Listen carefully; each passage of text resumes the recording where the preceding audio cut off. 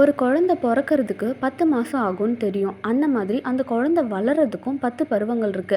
அந்த குழந்தை பிறந்து 3 மாசத்துல இருந்து 21 மாதம் வரைக்கும் வளர்றத 10 பருவங்களா சொல்லியிருக்காங்க. முதல் பருவம் காப்பு. 3 மாத குழந்தை நாள் பூரா நல்லா தூங்கிட்டு இருக்கும். அது பக்கத்திலே இருந்து நம்ம நல்லா அதை பார்த்துப்போம். அதுதான் காப்பு, காக்கிறது. அடுத்த பருவம் செங்கீரை பருவம். நேரா படுத்துட்டு இருந்த குழந்தை கொஞ்சம் கொஞ்சமா திரும்பி கவுந்துக்க ஆரம்பிக்கும். காலை மடக்கி நிமிர்ந்து முட்டி போட ஆரம்பிக்கும் போது தலை நிக்காம முன்னாடி பின்னாடி ஆடிட்டே இருக்கும். இந்த பருவத்தை தான் செங்கீரை பருவம்னு சொல்றாங்க.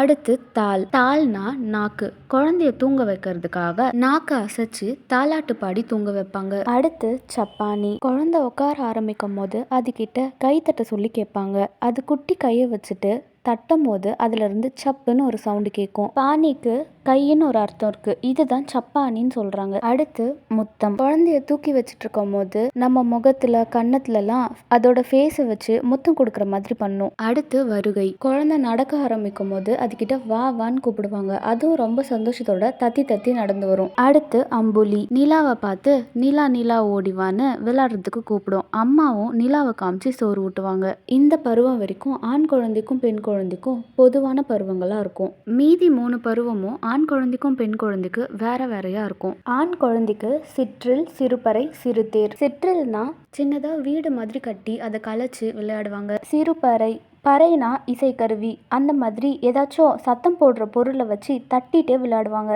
சிறுதேர்னா பொம்மையோ இல்லை வண்டியோ கயிறு கட்டி இழுத்துட்டே விளையாடுவாங்க. பெண் குழந்தைக்கு கழங்கு, அம்மானை, ஊசல். கழங்குனா ஏதாச்சும் குட்டி குட்டியா காய்ங்க, கல் இந்த மாதிரிலாம் தூக்கி போட்டு கையில பிடிச்சி விளையாடுவாங்க.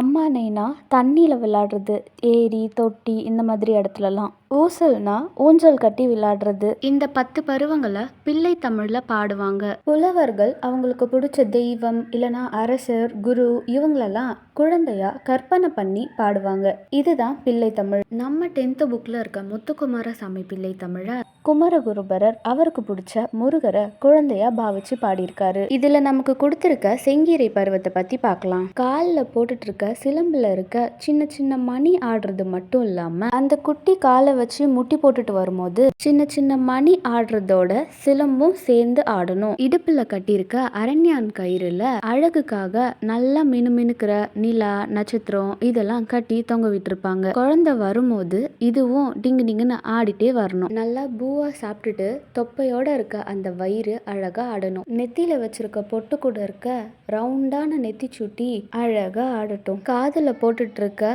கம்பியால ஆன குண்டலமும் காதோட குழையும் அசைஞ்சு ஆடணும். தலையில போட்டுட்டு இருக்க உச்சி கொண்ட அதுல சுத்தி வச்சிருக்க நல்லா மினுமினுக்கிற முத்தோட சேர்ந்து ஆடட்டும் அப்படின்னு வைத்தியநாதபுரியில இருக்க முருகன் கிட்ட செங்கீரை பருவம் ஆடி அருள் புரியணும்னு குமரகுருபரர் வென்றாரு.